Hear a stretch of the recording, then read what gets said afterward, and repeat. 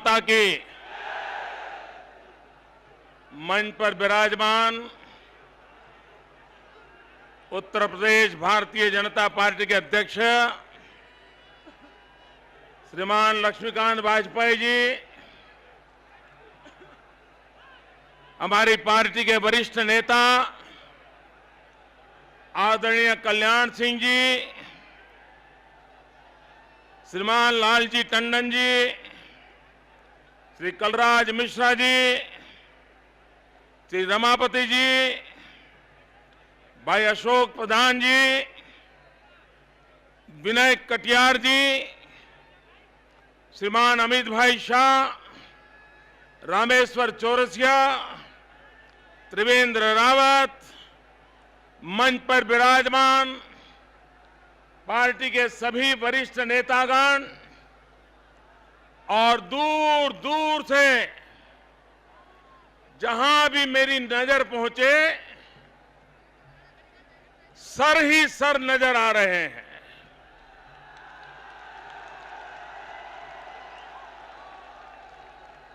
भाइयों बहनों, ऐसा लग रहा है कि उत्तर प्रदेश ने अंदरूनी स्पर्धा का कार्यक्रम तय किया लगता है। कानपुर अपना रुतबा दिखाएं तो झांसी कहती है कि हम तुमसे छोटे थोड़े हैं, झांसी ने दिखाया। तो फिर बहराइच वाले आगे निकल गए और आज आगरा ने सबको महत कर दिया है। मात्र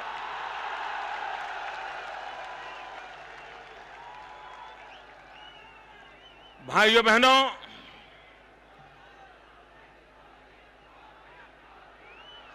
कुछ अनिवार्य कारणों के कारण मेरे पहुंचने के कार्यक्रम में बदलाव हुआ और परिणाम स्वरूप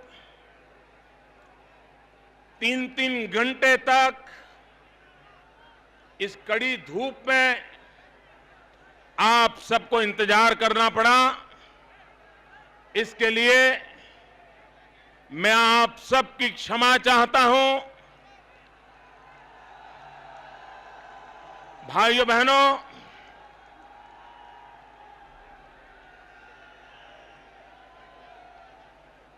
ये आगरा की भूमि ऐतिहासिक अनेक कारणों से जानी जाती है, लेकिन आज हम दुनिया में जब हिंदुस्तान का ब्रांडिंग करते हैं, भारत की भिन्न भिन्न ताकत का परिचय जब करवाते हैं, तो उसमें सबसे पहले विश्व के सामने आगरा का ताजमहल प्रस्तुत करते हैं।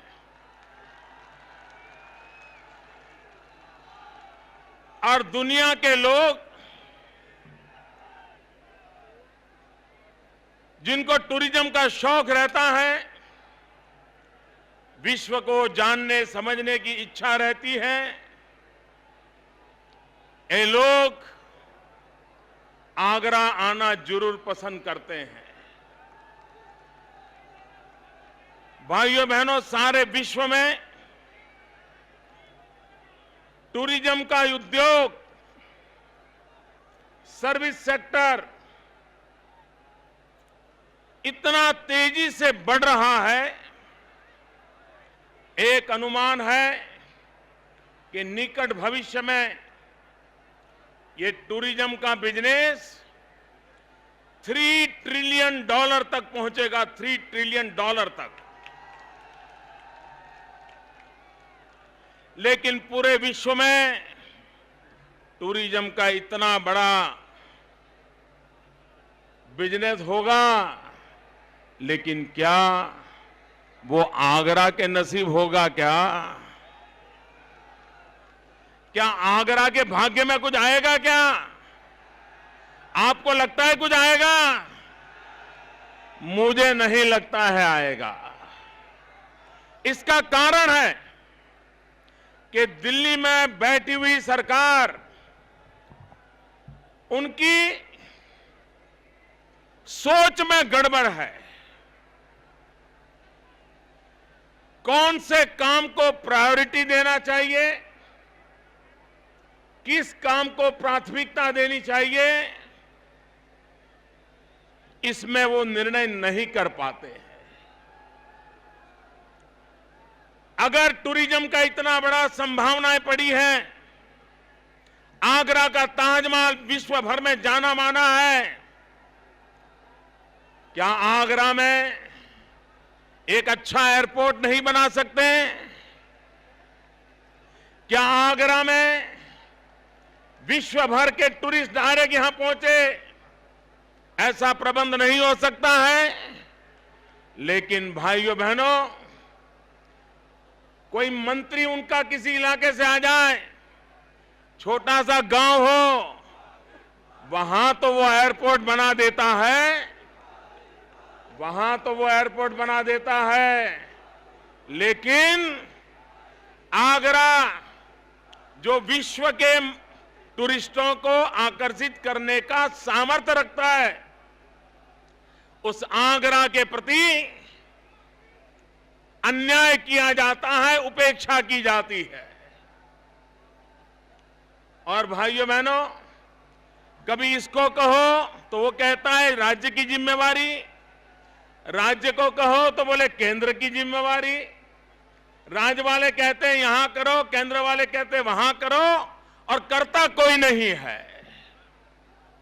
भाइयों बहनों, हम यमुना के पास हैं, लेकिन आगरा को पीने का शुद्ध पानी नहीं उपलब्ध हो रहा है। आजादी के 60 साल बीत चुके, लेकिन उसके बावजूद भी आगरा जैसे नगर को, जिसके निकट यमुना जी हो, लेकिन अगर उसको पीने का शुद्ध पानी नहीं मिलता है, तो उसका कारण लखनऊ में बैठे हुए शासक, उनको यह समझ नहीं है कि सामान्य मानवीय की आवश्यकताओं की पूर्ति के लिए क्या करना चाहिए।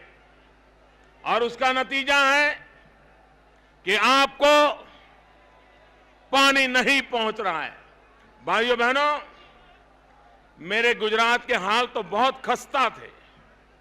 मेरे यहां तो नदियां नहीं है, आपके यहां तो ढेर सारी नदियां हैं।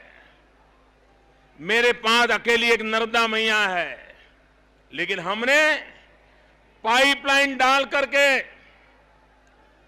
पाकिस्तान की सीमा पर, जहां हिंदुस्तान की सेना का जवान तैनात है, वहां तक पाइपलाइन से नर्मदा का शुद्ध पानी पहुंचाया, रेगिस्तान में भी पानी पहुंचाया, और दुनिया की सबसे लंबी पाइपलाइन लगाई। और पाइपलाइन की साइज क्या है मालूम है? पाइपलाइन की साइज इतनी बड़ी है कि हमारे मित्र भाई अखिलेश मारुति कार में बैठ करके परिवार के साथ उस पाइपलाइन के अंदर गाड़ी चला सकते हैं। इतनी बड़ी पाइप है, और जिसमें से हम नर्मदा का पानी ले जाते हैं, 9000 गांवों में पीने का शुद्ध पानी पहुंचाते हैं। कोई कहे मुझे, क्या यहां हो सकता है कि नहीं हो सकता है? करना चाहिए कि नहीं करना चाहिए? आजकल कुछ पॉलिटिकल पंडित मुझे सवाल पूछते रहते हैं कि मोदी जी, एक गुजरात का मॉडल और कहीं काम आएगा क्या? भाइयों बहनों, मैं पूछता हूं, आप मुझे कहिए, लोगों को पानी पहुंचना चाहिए कि नहीं पहुंचना चाहिए? शुद्ध पानी मिलना चाहिए कि नहीं मिलना चाहिए? अरे भैया, हमने पाइपलाइन डाली, तुम कैनाल बना दो, पाइपलाइन तो कुछ तो करो। लेकिन भाइयों बहनों, जो लोग मॉडल की चर्चा को विवादों में डाल रहे हैं, उनसे मेरा सवाल है कि आप अपने इलाके की अनुकूलता के अनुसार जनता की भलाई के लिए आप नीतियां क्यों नहीं बनाते हो, योजनाएं क्यों नहीं बनाते हो, योजनाएं क्यों लागू नहीं करते हो। यहां का हमारा गांव का किसान आलू की खेती करता है, लेकिन जब आलू की फसल बढ़ जाती है, वर्ष अगर अच्छा जाता है, आलू की पैदावार ज्यादा हो गई तो दाम गिर जाते हैं, किसान मर जाता है। और कभी आलू की फसल कम हुई तो भी किसान मर जाता है। क्या समय की मांग नहीं है कि आज हम हमारे देश में हमारा किसान जो पैदावार करता है उसके वैल्यू एडिशन पर बल दें, मूल्य वृद्धि पर बल दें। अगर आप आलू बेचते हैं तो कम पैसों में जाता है, लेकिन अगर पोटैटो चिप बना करके बेचते हो तो पैसे ज्यादा मिलते हैं। हमें मूल्य वृद्धि की ओर क्यों नहीं जाना चाहिए? भाइयों बहनों, मेरे यहां बनासकांठा जिला है, आलू की खेती करता है। हमने दो चीजों में बल दिया। पूरे विश्व में प्रति हेक्टर सबसे ज्यादा आलू पैदा करने का काम मेरे गुजरात के किसान ने करके दिखाया। एक तरफ पैदावार बढ़े और दूसरी तरफ मूल्य मिले, और तीसरी तरफ मूल्य वृद्धि के लिए वहां प्रोसेसिंग की व्यवस्था हो ताकि मेरा किसान सुखी हो, समृद्ध हो। भाइयों बहनों, दिल्ली में बैठी हुई कांग्रेस पार्टी, इन्हें देश के विकास में कोई रुचि नहीं है। उन्हें भारत के भाग्य को बदलने में कोई रुचि नहीं है, उनकी प्राथमिकता नहीं है। और प्राथमिकता नहीं है, इसका कारण है वो वोट बैंक की राजनीति के आदी है। और वोट बैंक की राजनीति के आदी होने के कारण हमेशा जोड़ तोड़ की राजनीति करना, 25% लोगों को इकट्ठा कर लेना, 75% लोगों को निगलेक्ट करना और 25% लोगों का खेल खेलते रहना, 75% के प्रति अन्याय करना, यही कांग्रेस पार्टी का कारनामा रहा है। और उसी के कारण भाइयों बहनों, एक कांग्रेस पार्टी स्वभाव से विघटनकारी पार्टी है, विभाजन करने वाली पार्टी है। विभाजन करो और राज करो, बांटो और राज करो, यही कांग्रेस पार्टी का स्वभाव है। देश जब आजादी के लिए लड़ाई लड़ रहा था, तब उन्होंने देश का विभाजन किया। तुष्टीकरण की राजनीति के लिए उन्होंने वंदे मातरम के भी दो टुकड़े कर दिए। इन्होंने हिंदुस्तान में दो कानून लगा दिए, कश्मीर को अलग कानून, बाकी हिंदुस्तान को अलग कानून। विभाजन करना, पानी का झगड़ा हो, एक राज्य को दूसरे राज्य के साथ लड़ा देना, पानी के प्रश्नों को लटकाए रखना, कभी भाषा के नाम पर राज्यों की रचना करके बंटवारा करना, कभी उत्तर और दक्षिण का बंटवारा करना, कभी गांव और शहर का बंटवारा करना। भाइयों बहनों, यही कारनामे कांग्रेस पार्टी के स्वभाव में रहे हैं और ये आदत छोटी छोटी पार्टियों को भी लगी। कांग्रेस की वोट बैंक की राजनीति और भी दल सीखने लग गए। सपा ने भी कांग्रेस की वोट बैंक की राजनीति को चुराया, बसपा ने भी कांग्रेस की वोट बैंक की राजनीति को चुराया, और ये दोनों कांग्रेस से सवाए सिद्ध हो गए। कांग्रेस से वोट बैंक की राजनीति चुरा करके उन्होंने उसमें अपना रंग भर दिया, अपना खेल जोड़ दिया, और उसका परिणाम ये आया कि वोट बैंक की राजनीति में कौन आगे निकले उसकी देश में स्पर्धा हो गई। वोट बैंक की राजनीति की स्पर्धा में कभी सपा आगे, कभी बसपा आगे, कभी कांग्रेस कोशिश करती है, लेकिन इस कांग्रेस के पाप का परिणाम है कि सपा और बसपा जैसे लोग पैदा हुए हैं। भाइयों बहनों, ये वोट बैंक की राजनीति ने देश को तबाह करके रखा है।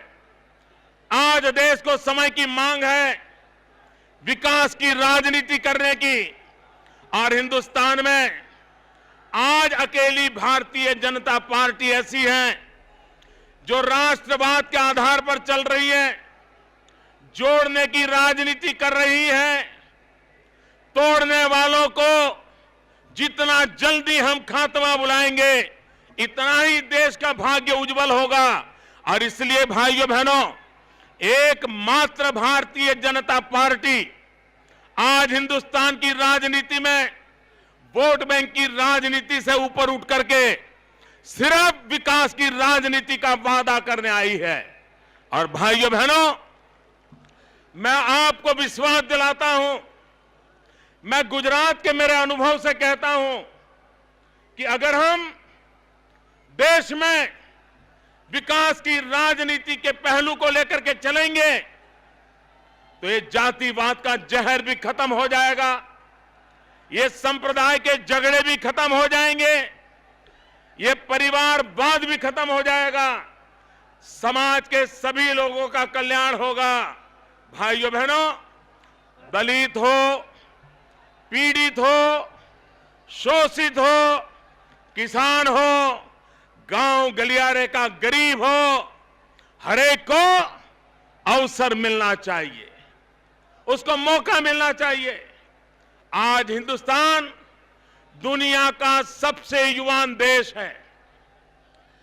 65% जनसंख्या 35 साल से कम उम्र की है, लेकिन देश के नौजवान बेरोजगार बैठे हैं। दिल्ली में बैठी हुई कांग्रेस की सरकार, उसने वादा किया था कि अगर दिल्ली में उनकी सरकार बनेगी तो वे हर वर्ष 1 करोड़ नौजवानों को रोजगार देंगे। भाइयों बहनों, मुझे जवाब देंगे आप जवाब देंगे मुझको? मैं सवाल पूछूं? कांग्रेस ने लोकसभा के चुनाव में वादा किया था कि अगर हम सत्ता में आएंगे तो 1 करोड़ लोगों को रोजगार देंगे। वादा किया था? पूरी ताकत से बोलो, वादा किया था? कांग्रेस ने वादा किया था, वादा किया था, वादा निभाया। आप में कोई है भाई जिसको दिल्ली सरकार ने नौकरी दी हो? आप में कोई है जिसको दिल्ली सरकार ने रोजगार दिया हो? अरे भाइयों बहनों, रोजगार लेने की बात छोड़ो, आगरा में तो सारे कारखानों को ताला लगा दिया है, ताला लगा दिया है। रोजगार छीन लिया है यहां के नौजवानों का। पहले मैं बताऊं मित्रों, मेरे गुजरात में उत्तर प्रदेश के हर जिले से लोग रहते हैं, लेकिन आगरा से बहुत कम आते थे, बहुत कम आते थे। इन दिनों मैं देख रहा हूं इस इलाके से भी बहुत बड़ी मात्रा में नौजवान गुजरात आते हैं।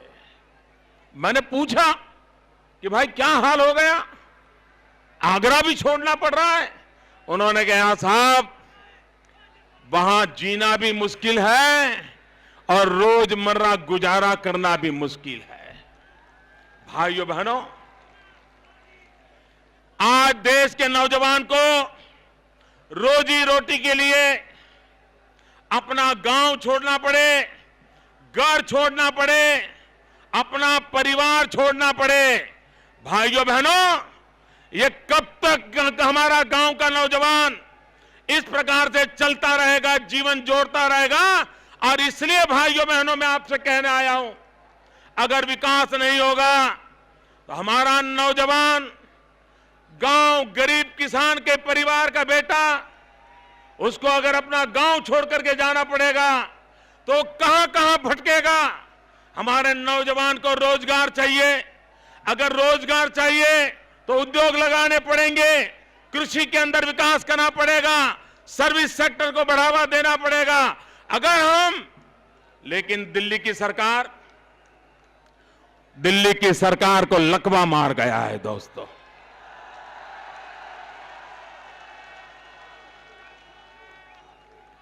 आज देश के, आपके यहां उत्तर प्रदेश में बिजली मिलती है क्या भाई?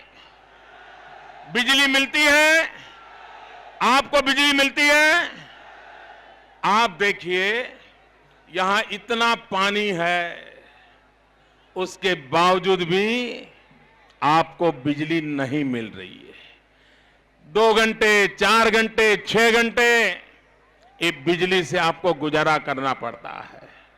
मां बीमार है, पंखा नहीं चल रहा, बेटे की एग्जाम है, रात को पढ़ना जाता है, बिजली गुल है, घर में बेटे की शादी हुई है, नई नई बहू आई है, नया टीवी सेट लाई है, लेकिन उसको बेचारी को साथ भी कभी बहुएं देखना है तो टीवी नहीं चल रहा है। भाइयों बहनों, और क्या कारण है कि उत्तर प्रदेश में तो बिजली नहीं है, लेकिन यहां कुछ खास लोग हैं, उनके यहां तो 24 घंटे बिजली चलती है। ऐसा क्यों? ये भेदभाव क्यों? ये अन्याय क्यों? भाइयों बहनों, इसका कारण समझिए आप, इसका कारण समझिए। आज देश में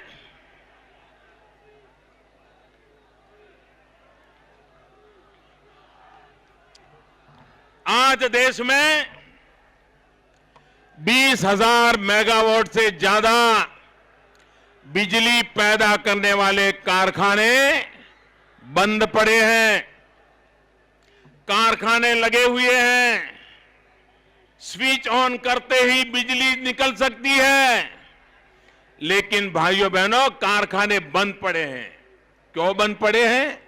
इसलिए बंद पड़े हैं क्योंकि कोयला नहीं है।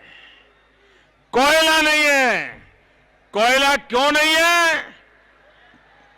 कोयला चोरी कर लिए गए, कोयला चोरी हो गया।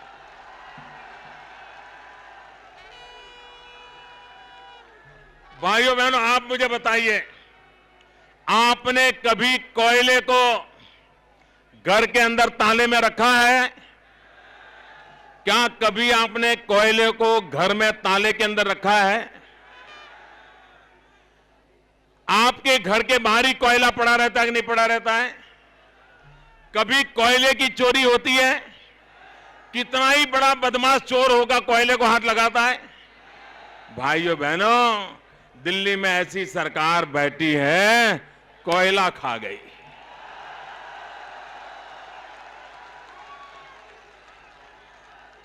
और जब सुप्रीम कोर्ट ने डंडा मारा, जांच शुरू हुई, तो क्या कहा? फाइल खो गई, फाइल खो गई कहते हैं।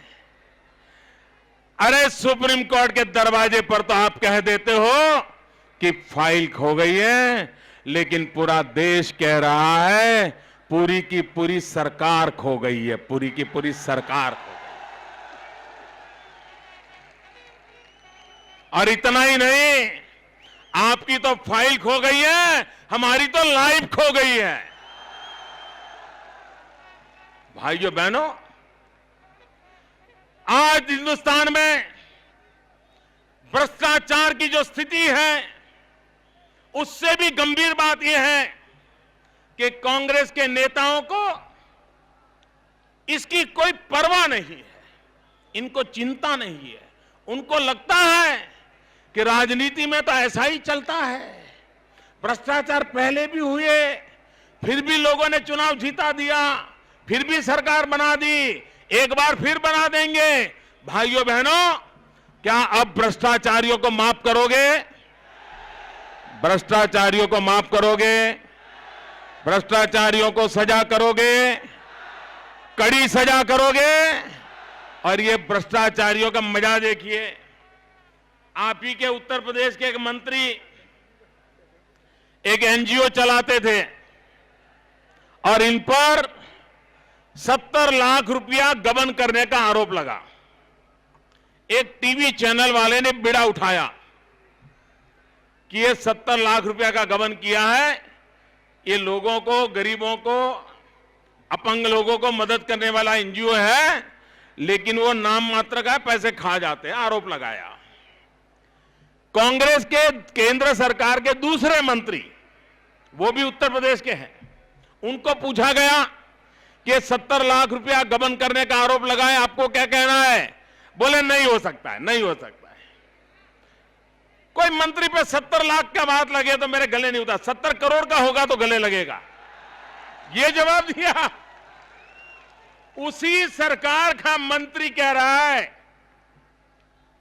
कि 70 लाख कोई चीज नहीं होती, 70 करोड़ की बात होती तो मैं मान लेता कि शायद मेरा मंत्री होगा। भाइयों बहनों, आप कल्पना कीजिए ये लोग कितनी मोटी चमड़ी के हो गए हैं, इनको जरा भी परवाह नहीं है। और उसका कारण यह है कि वे हिंदुस्तान की जनता को शक्ति रूप स्वीकार करने के लिए तैयार नहीं है। वे ये मानते हैं कि देश की जनता उनके जेब में है। उनका अहंकार 7वें आसमान पर पहुंचा हुआ है। उनको जनता जनार्दन की परवाह नहीं है, उनको जनता के सुख दुख की परवाह नहीं है। यही कारनामे करने की उनकी आदत होने के कारण भाइयों बहनों, आज देश को यह अहंकार, कांग्रेस पार्टी का अहंकार, परिवारवाद, ये वंशवाद, ये पूरी राजनीति को दिमक की तरह खा रहा है, देश को खा रहा है। भाइयों बहनों, ये सवाल कौन सत्ता पे बैठे कौन न बैठे इस लड़ाई का नहीं है। सवाल यह है कि देश बचे या न बचे, हमारी भावी पीढ़ी के लिए यह देश सलामत रहे या न रहे, यह चिंता का विषय है। और इसलिए भाइयों बहनों, आज तो हमारी बर्बाद हो चुकी है, क्या आने वाली कल बर्बाद करना है? आज बर्बाद हो चुकी है, कल बर्बाद करने देना है? अगर आप अपनी कल बचाना चाहते हो तो ये कांग्रेस पार्टी, ये सपा, ये बसपा, इनके खेल से मुक्ति की जरूरत है। भाइयों, देश को उनसे मुक्त करने की जरूरत है। और जब तक हम इन बातों से उनको मुक्त नहीं करेंगे, मैं नहीं मानता हूं भाइयों बहनों कि हम परिवर्तन ला सकते हैं। भाइयों बहनों, आप इतनी बड़ी संख्या में आए, आपने इतना समर्थन किया, मैं आपका बहुत बहुत आभारी हूं। मैं आपको विश्वास दिलाता हूं, भारतीय जनता पार्टी विकास के मंत्र को लेकर के, आपके जीवन में बदलाव लाने के लिए, आपके बेटों की जिंदगी में सुधार लाने के लिए गांव गरीब आदमी की चिंता करने के लिए, महंगाई से मुकाबला करने के लिए हम आपका समर्थन चाहते हैं, हम आपका साथ सहयोग चाहते हैं। और मैं आपको विश्वास दिलाता हूं, ये देश गरीब नहीं है। ये देश नई ऊंचाइयों को पार कर सकता है। दुर्भाग्य है, सरकारें ऐसी मिली हैं जिसने सिर्फ तबाही की है। अटल जी को थोड़ा कालखंड मिला था, लेकिन उस छोटे से कालखंड में इस देश को ऐसी ऊंचाइयों पर ले गए ताकि आज भी देश गर्व करता है। आने वाले दिनों में भारतीय जनता पार्टी भी देश को नई ऊंचाइयों पर ले जा सकती है। आप मेरे साथ दो हाथ बंद करके बोलिए, भारत माता की। पूरी ताकत से बोलिए, भारत माता की, भारत माता की, भारत माता की। बहुत बहुत धन्यवाद भैया।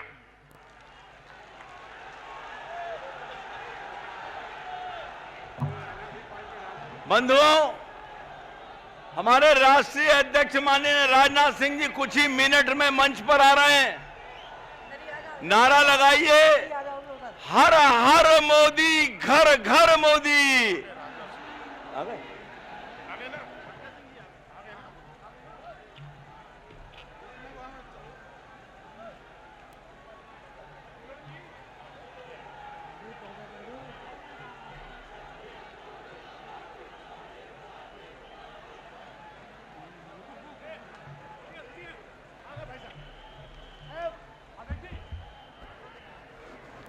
भारत माता की, भारत माता की। माननीय राजनाथ सिंह जी आ गए। इधर इधर इधर माननीय राजनाथ जी हम लोगों के बीच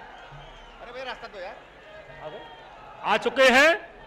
भारतीय जनता पार्टी जिंदाबाद, भारतीय जनता पार्टी जिंदाबाद, भारतीय जनता पार्टी जिंदाबाद। अब मैं भारतीय जनता पार्टी के प्रदेश अध्यक्ष, महानगर अध्यक्ष, क्षेत्रीय प्रभारी और सभी जनप्रतिनिधियों से निवेदन करूंगा कि वह राष्ट्रीय अध्यक्ष माननीय राजनाथ जी का भी माल्यार्पण कर स्वागत करें। दूसरी माला बड़ी वाली है।